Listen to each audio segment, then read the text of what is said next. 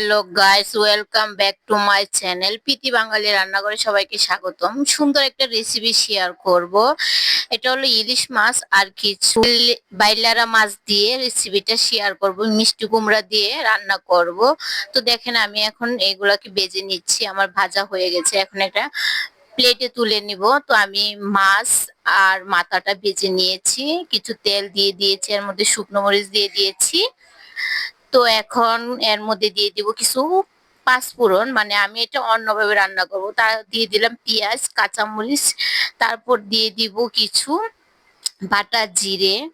এখন এগুলাকে আমি ভালোভাবে কষিয়ে নিব। আমার রান্নাটা অন্যরকম ভাবে রান্না করব। আপনারা বাসায় ট্রাই করে দেখতে পারেন, খুবই খেতে মজা রান্নাটা। আহ অনেক খেতে মজা, বাসায় একবার ট্রাই করবেন। তো আমি সব মশলা দিয়ে দিয়েছি, এখন ভালোভাবে কষিয়ে নিচ্ছি, মাথা ও মাছ দিয়ে দিয়েছি। আমার রেসিপিগুলো যদি আপনাদের ভালো লাগে অবশ্যই আমাকে কমেন্ট করে জানাবেন যে কিরকম লাগে।